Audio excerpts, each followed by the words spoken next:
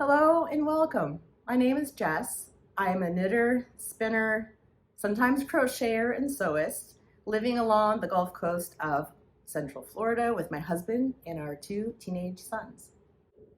Today is the 2nd of May, 2025, and I have on the schedule, I have no notes, so saying it's on the schedule is made up entirely in my head.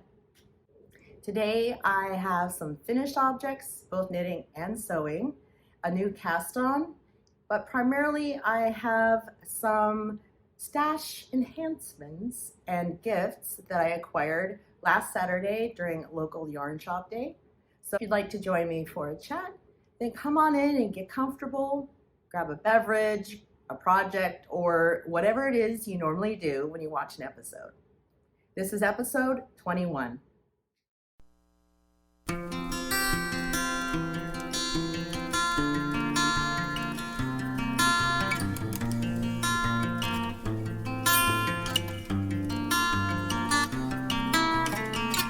Welcome back. I'm so glad that you stopped by again to visit with me. And if you're new here, you're so very welcome. What you'll find in the description box for this episode are my contact information and all the projects I talk about here. I will link to my Ravelry pages or designers or makers or websites. I will link them below as well. So I hope you've been well. It is very hot here in the Tampa Bay area of Florida, but it's been very dry, so I love that. But we do need the rain, but at the same time, we know what's coming in another month or two. So it's just not my climate. I know there are many of you out there that would love the bright, sunshiny days that we're having, but it's that time of year, right? Everywhere, whether you're in spring or the fall or autumn, right? That changeable time of year. So for me, that also means a bit of a change sometimes in what I feel like making, whether it's knitting, spinning, sewing, what it is I want to cast on, finish, sometimes can go with those seasonal changes as well. I think right now for me mainly, it's the season of the end of the semester. So at our college, we are now in final exam week, and I'm tired. I'm tired. And I think that's part of it is, I don't know why I'm so tired, but it's the mental tiredness. So I think that's a lot of the reasons some of the things I'm not going to talk about today are not here because, yeah, anyway, well, I'll get to that a little bit later. All right, so as I mentioned at the beginning, today I have some finished objects. I actually recorded a bit of a hot mess on Wednesday, but right after filming, during editing, I found out from Nancy Wheeler that we could share what had been our secret test knit for her. So I will do that today. And so I thought, well, let's put that in. Also, something else happened that I now forget. But anyway, one of my May Sock Squad sock set from the Farmer's Daughter Fibers arrived on Wednesday. So that was fantastic. So I thought, you know what, let's throw that in, get rid of that other garbage that I recorded and hope this goes better. No promises. All right. I hope you can't hear the air conditioning running, but I had to crank it up. I'm extra hot today. So anyway, if you hear some weird noise in the background, that's the air conditioning running. But I have the house to myself. So let's chat about fibery things. So up first, let's look at some finished objects. I have 2 finished objects to show you. Well, 3 actually, 2 knit, 1 sewing. So let me show those to you. Up first is a test knit that I was doing for Nancy Wheeler, who is Knit Sip Happy on all the social media. If you're not familiar with Nancy, she is a Canadian knitter and sock pattern designer. So we had just finished the Booble Socks pattern from Nancy. That was her breast cancer awareness fundraising pattern. Of course, it's still available for you to purchase. I talked about that in past episodes. I thought I was done with sock test knitting for the summer, but then Nancy put up another call and it included a little bit of cabling. And so I love texture and jumped on that bandwagon and said, yes, please. So I test knit the size 72 sock And I will put the name of the sock up here. I think it's the finalized name.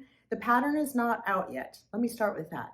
So this pattern, before I show it to you, is a collaboration with Ginger Snap Studios for the Knit City Montreal show that's coming up this month.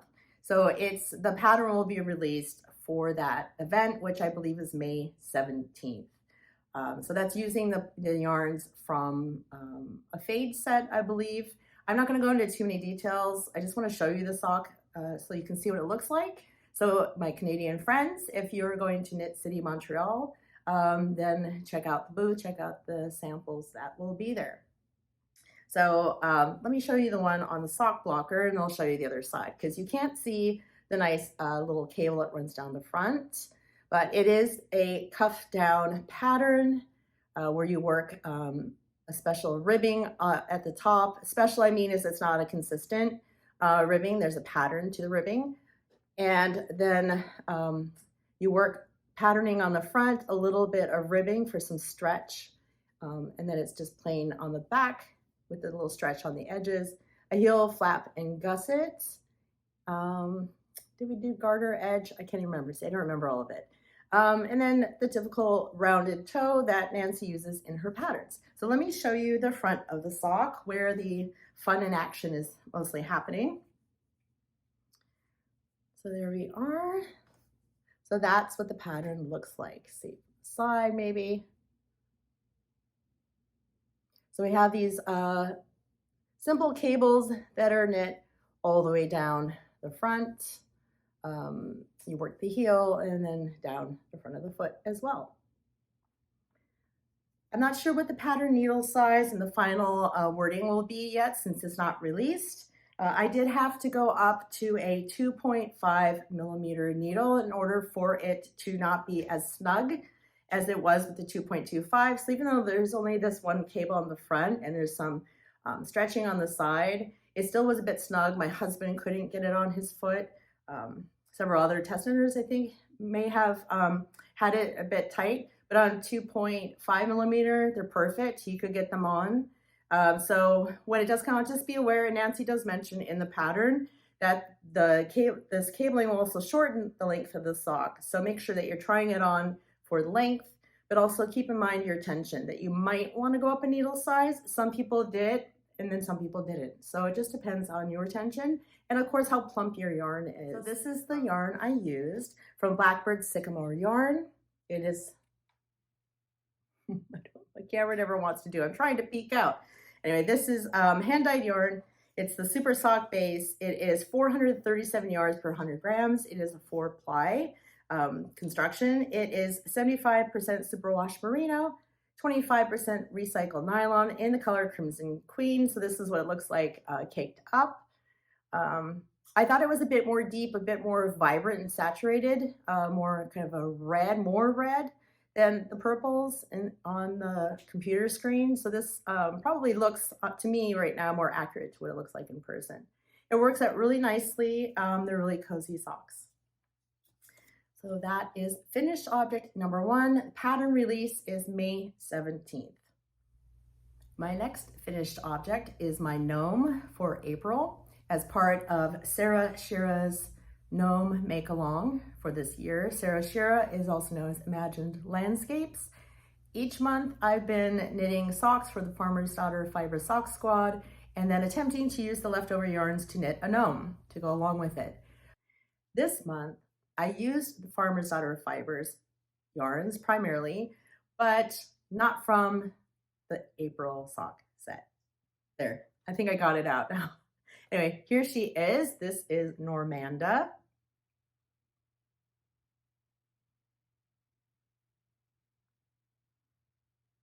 With her little wonky arms. Her dress is a little twisted. Okay, so the only Sock Squad yarn from this year is what I used for her braids. This was the March main color that I used to knit the socks that had the shamrocks in them. So I used that for the braids. You can see under her hat. Let's see, this is not Farmer's Daughter Fibers. That's these are other stash yarns. But the body and the dress are knit in the Bear Paw sock. I'll put the colors up here on screen because I can't remember what they are right now. So you do knit from the hat down, make the body, then separately you do the arms and the dress. And the dress has this cute little ruffle at the bottom, and you do some binding off in order to create some holes for the sleeves. So I made sure not to actually sew anything through the dress because I like the idea that the dress is removable. Even though she's not a plaything toy, I wanted the option to change my mind about the dress because it took me a long time to figure out what yarns I wanted to make and colors. I was going to use the April set, but I'd started with this hat, and then I didn't think the other colors went with it because this is a cool color and they're warm tones. It's ridiculous, but it took me a long time to figure out what colors. I'm still not sure I'm happy with this setup. But anyway, there she is. This again is Normanda of Grimblewood, a pattern by Sarah Shira, and my April gnome. My next finished object is not my socks from April. I have not finished my Swiss Dot Shorties, so I'm not going to show them to you here because you'll get really tired of seeing them. So I'm going to show you instead my finished dress. I will hold it up here a bit for you, but I don't have the space to model it. So I may or may not have inserted some video footage of me wearing it or some stills of it on me because I might forget later. Anyway, so this is the Metamorphic dress. It's a pattern by Sew Liberated. It is a reversible dress. I used, for the upper layer, I used this bubble gauze that I got at Joann Fabrics. And as the under layer is, which I haven't gotten, let me just say, I haven't finished tidying it all up or hemmed the bottom yet. I know, I'm gonna show it to you anyway, because here we are. So the under layer is a cotton linen blend that I got online from some shop, don't remember their name, to try that out and see how that would work because I didn't want it to be too warm. It is still quite significant for the weight because it still is cotton and it's 2 layers. So probably not really a summer dress in Florida for me unless I'm inside because it's still 2 layers of material. And in the summer, I want as little clothing on as possible, but is decent, especially if I'm leaving the house, right? So this is the top layer, and it has patch pockets, which I will probably have to redo someday. I don't want to talk about them because I know how to make pockets and I've done them lots, and you can't tell probably here, but they're not right. Let me see if I can stand up with it till I show you. So this is the bodice. It has a little bit of gathering, not a lot here. And then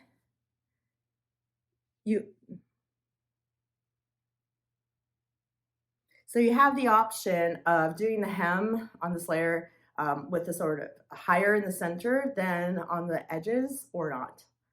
So I chose that look because I like how that looks. So that does mean that and they do mention this in the pattern, that the fabric you choose for the underlayer should be something that's reversible because you see the wrong side of the fabric here. So you also have to make sure your hem looks really good because that will be visible.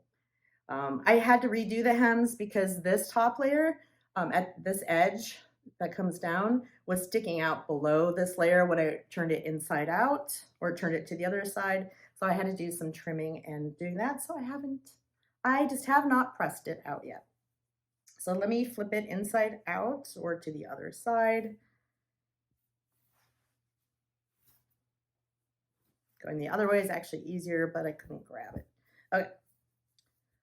So this is the underlayer side that if I flip it out, it's the right side. This one has side seam pockets. And so now you can't see it sticking out the bottom. None of that red is sticking out down here. So as I mentioned, you may or may not have seen me actually wearing it. It is meant to be loose. I do find that it's a little more loose, kind of gapey up on top than I would like. But I'm not really one that can do alterations and things like that, I don't think well. And it was the first one to try out, so maybe, but you have to be able to get it over the shoulders to get it on. So I think that's just kind of how it is, unless I make it narrower, but then have to put in a button or a zipper. I don't want to put in zippers. That's extra work. And sewing is, it's not my favorite. When it's done, right? It's all in the preparation. If you sew, you know the process. There are so many steps before you actually sew anything and get the product, more than sewing. It's the same with quilting. There's not a lot of sewing in sewing. It's all the other preparation and pressing, right, all those parts. But, and it's not forgiving like knitting, because if you make a mistake and you've cut that fabric, that might be it. So I do see myself making another version of this now that I've gone through it. It is a very easy to follow pattern. It's a very brief pattern because it's very simple few steps that are needed. And I learned a new method for doing the dress, which is called the burrito method. And they do have a video that you can watch on how they do that method for this very dress. I think I would like to try the sand washed rayon, because that would definitely be lighter weight and probably cooler. So that would be something I would look for in the future. So I'm getting ready to make, I'm getting the patterns printed for the Petrichor Pinafore, and that's what I have to sew next. That's also a pattern by Sew Liberated, and I did get some fabric for that one, so stay tuned. So that's it for my finished objects this week. So for whips, I'm not really going to show you any of the projects that I've already shown you parts of and worked on, because I have been giving them all some attention. Some have got more attention than other ones, but there's not really a point to say, oh wow, look here, here's some sleeves or something. So we're going to save that for another episode. But I realized yesterday when I woke up, I really wanted to cast on the Alex sweater. So I talked about the Alex sweater before. It's a pattern by Libby Johnson, who's known as Truly Myrtle. And I had done swatching things for it before, and I decided I'm in the mood to do this pattern. So I sat in the morning with the pattern. I had it printed out because I didn't purchase it through Ravelry. So I printed out the pages I needed, went through, circled the sizes I wanted, which was good because I had originally thought of making size 4, but when I actually measured my gauge, I thought size 5 might give me a little bit more ease that I wanted, so that's what I'm going for. And of course, I actually read through like the entire pattern. It's amazing. I don't know what your patterns look like when you work with them. If you print them out on paper or work with them in the digital format. I tend to use a lot of mine in Knit Companion, especially if they have charts. But I did not purchase this one on Ravelry, so I couldn't just upload it easily, and I couldn't be bothered to figure out how else to get it there. But I really liked that idea of just looking at it and checking off things. Because what I need to do is I have to not only circle or highlight the size that I'm making and the stitches right in the instructions as you go along, but also if it says things like 2 times more, or making sure that I catch those things, those little bits of information that are vital as I go along, and my brain just thinks, just knit this and go on, and then find out it's wrong. So I make all kinds of notes when it's a printed out pattern. With my pencil, check it off as I go, make little notes of what I've done, if I've done something different. Anyway, so it definitely looks like something that you might have from school where you've taken notes on a handout worksheet all over the place, but that's what works for me for this one. But I just sat in the morning and did that with my coffee, and by the time I was done, I was ready to cast on. So let me show it to you. I don't have the ball band with me, I just realized. I am using the yarn called Eros. It is a yarn by Skeins, which is a yarn shop in New Zealand. It's their yarn. It is a blend. I'll put it up here on the screen. I've talked about it before. I think it's wool, alpaca, possum, and tencel. So where have I got now? Find out. So you start at the back, and you create this little V texture on the back neck and sloped shoulders. So you work down the back for a while. It is stockinette, so it's rolling it up like crazy. Then I've put those stitches on hold, and I'm just now starting to work the left shoulder. So you pick up stitches along this shoulder slope, and that's where I was working. So this is what I was working on this morning. So my new cast on. I love working with this yarn. It is really soft. It's got a beautiful sheen to it, and it even has nice drape. It's sturdy, but with lots of drape. So I really like this one. I'll put the name of the yarn. Hopefully I've done that here on the screen, and the colorway, but this is also in my Ravelry project pages, so you can take a look at that there. So that's my new cast on. I'm really enjoying it, and as I said, I'm just going with the flow, right? It's my knitting. I'll knit what I want, cast on with wild abandon if I feel like it.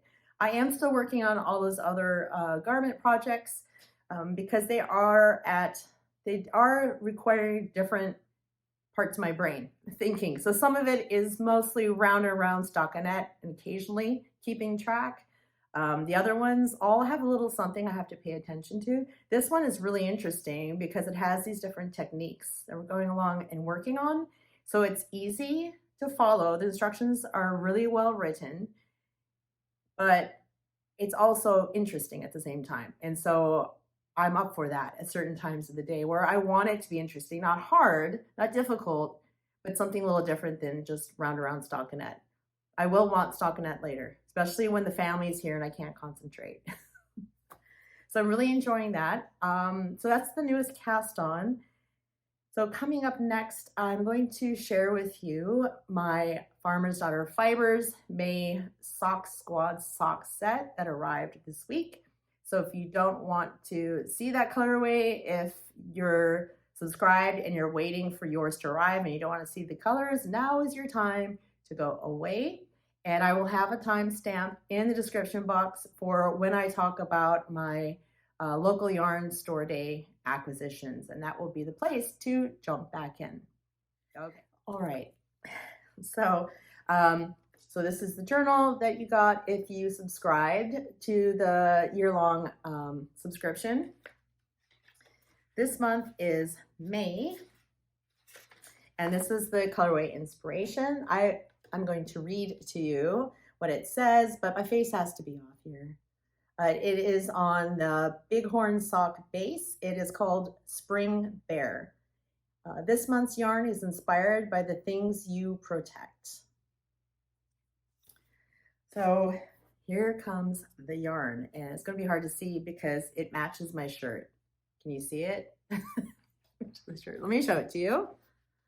Oh, it was such a pleasant surprise to see this. So there's their label, and there is the information. Don't know if you can see it. So this is the mini, the contrast mini. It looks like a true black to me. It doesn't look, maybe it's probably a purple black, I'm guessing, because it doesn't have any green tint to it. It has more of a purple, brownish black. So this is the month's colors, and I love it. So obviously they're my colors, right? I do have a sock pattern that I've been waiting, a group of them that I've been waiting to use once we had a solid color or something with speckles maybe. I have lots of them that have a texture to them, or maybe they're color work. So I have some ideas. I have the pattern set, the Socks of Skywalker set, I believe it is. I'll put the name up here, and the designer. So I purchased these last year. So they're part of my already owned sock pattern in my library, so I don't have to purchase another pattern. I'm thinking of doing the what's it called? I looked at this morning, the Whatever Hope one. In the pattern picture, it's the one with the bright lime green and black. So I thought about doing that with these. My only issue with those is that you need more than the 20 grams. The yardage for this, you need over 100 yards, but I can do that one because if I did run out, one I would just stop before doing the toes and do the next sock. I do have other black yarn that I could swap in for just the toes. So I think that's what I'm going to make with this yarn. It is extremely soft, but it's got a really nice twist to it. I don't know. I'm hoping I haven't lost my sock mojo, especially since I'm going to be traveling. Because otherwise, it's Musselburgh territory. And this would be a fantastic Musselburgh, but I don't really need hats. And I don't want to give it away. it's mine. So yeah, the dilemmas. Anyway, it's a beautiful color. I'm so glad we finally got colors like this.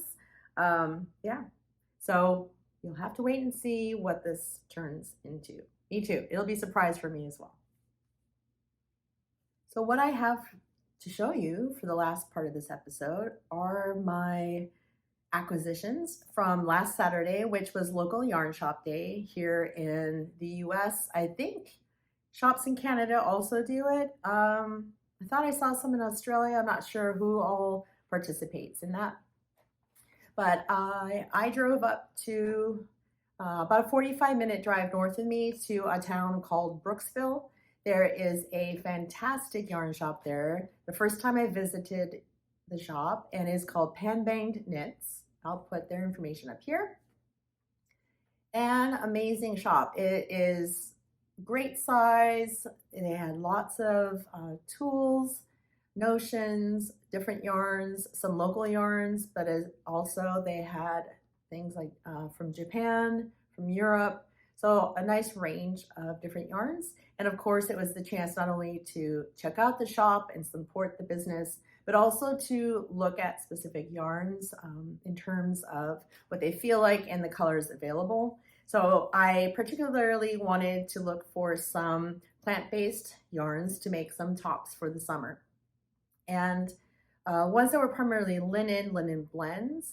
And so I know that they had some a substitute for a patterned yarn that was used, and I wanted to look at the colors, but I just wasn't sure. I really want to make something that the lightweight linen kind of cotton tops, but colors are difficult because the ones I'd like to wear are kind of flesh toned, and I know if I wear a t-shirt that's like that, it throws people off because it looks like I'm not wearing a shirt. Right? It's really, I mean, like the lady said in the shop, at least they're not leggings, right? Flesh tone leggings would look really weird. But so I came away with nothing, but felt it, touched it, thought about it. So I decided after looking at everything that was in the shop, or at least most of the things, I'm sure I missed some areas, that I did a kind of sampling. So there were a few yarns that I knew I wanted to try out. So I bought at least 100 grams of several different yarns for me to try out, and also some gifts. I was looking for some little items to gift. So I did that, but definitely I'll be going back. I also need to find some buttons. So anyway, those are some of the things I'm going to show you here today. The first item that I got in my hot little hands was a bag, is this bag. And it was okay because I thought, oh, that's a good little size bag as a gift. This is made by a local maker. So they call fat bottom bags. So just a little nice wrist strap bag with a square bottom. I love the fabrics on here. Let me take out some of the goodies that are inside. Okay, I can show you the inside. So it doesn't have, any pockets. It's a little kind of notions bag, but there's the fabric for the inside as well. So you can see that, which matches this. So this is not patchwork. This looks like patchwork. Well, this is on the side, but this is a print, this one here. So I thought that was so cute. And I looked at they had lots of other bags. I try not to touch them because when I start touching things, that's when the likely it gets into your shopping basket goes. I did not pick up any kind of shopping thing. They brought one to me later. Oh, let me get you a basket for that. I thought, oh, no, because sometimes my budget is controlled by what I can carry. If I can't carry it, then I can't have it. So she was very clever, one of the owners of the shop, showing me all the different bags. But I did love them. So this is a gift.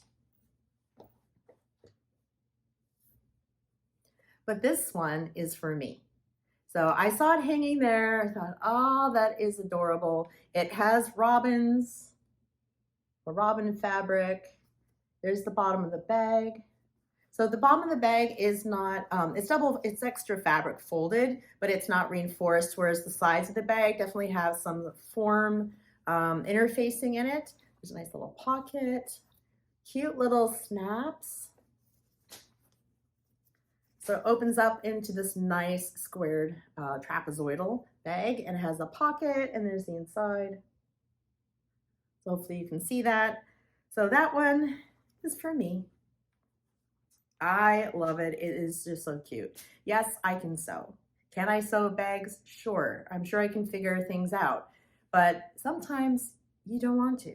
You can appreciate the work and effort that somebody else did and enjoy it without having to do it yourself. So I loved the fabric. I love the whole make of it, and it's really well done.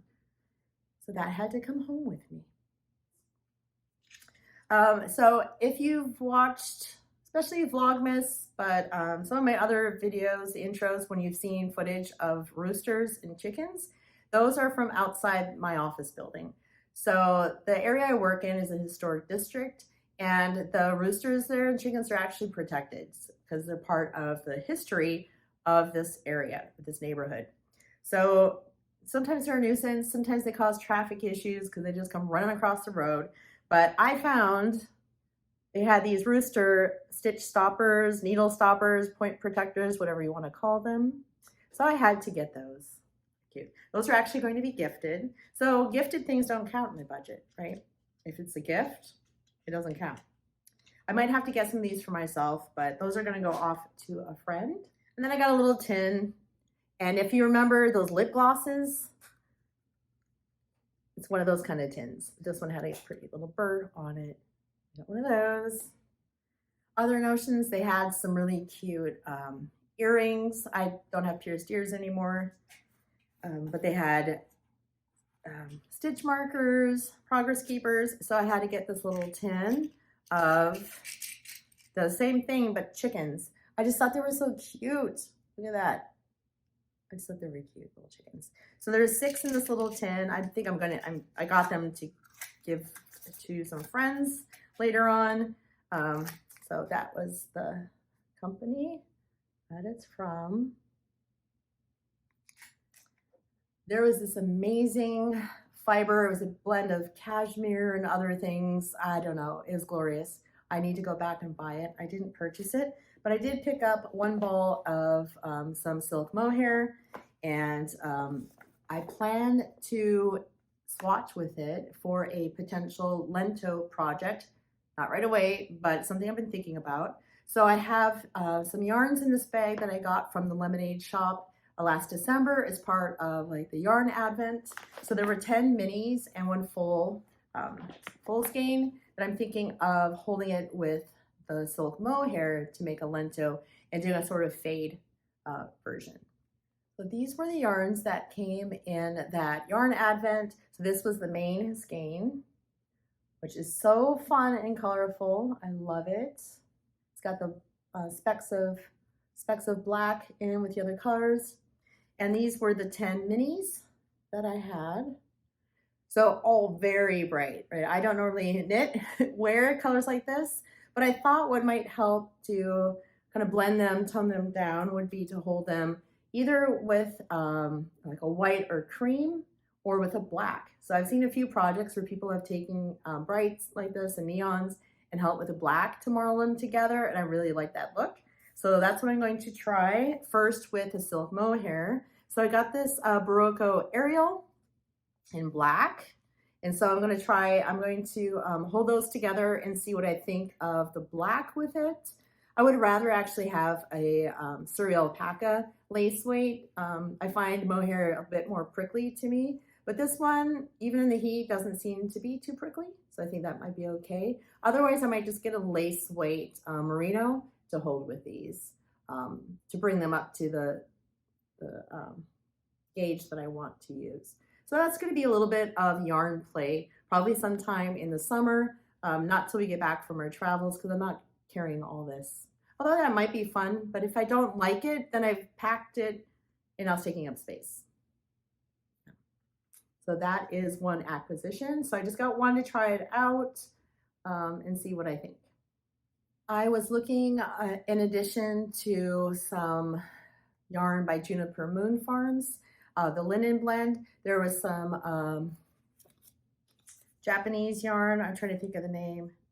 Noro yarn that was a blend of, I think, silk, cotton, and something else in these colors. But they came on 200-gram balls or cakes, which is fine, but I probably only need 300. So I didn't really want to buy 2 and then have all this left over, but you never know. I might try it out.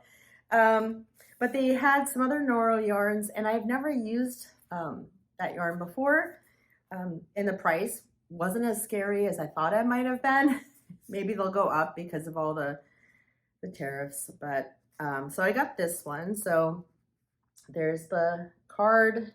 This is the yarn Sonata, and it is in the color magenta. Oh, hold on here. I think I'm sorry, but I think there must have been something on my camera lens. So hopefully you haven't had big halo blurry spots. If you have, I'm sorry. I'm not going to start over. But this is Sonata, so I was trying to show you that one. Whether or not it'll show it to you, I don't know.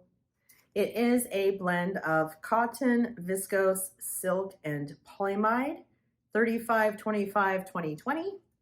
And this is the color number 20, which is magenta. And I would say yes, this is definitely a magenta. It looks more like a single ply, so I don't really know anything about this yarn other than that. But I bought just the one skein because I'm going to make a 1 skein shawl. And I believe I'm going to use this to make the Venezia shawl, a pattern by Joji Locatelli. So it's one that I talked about in my shawl episode that I knit but then gifted. So I would like to have one. And so I thought this would be a beautiful one because there's some lace detail in there. And so I think that would go nicely. And it's got some nice drape already to it. So I think that will be lovely as a shawl. Then there was a hand-dyed yarn from someone in Florida here called Alexandra, the Art of Yarn. This is the Safari base fingering weight, the colorway Flamingo, 100% superwash wool. It doesn't say what wool, it just says superwash. Made in Peru, dyed in Florida. 437 yards per 100 grams. So I thought those were really pretty colors.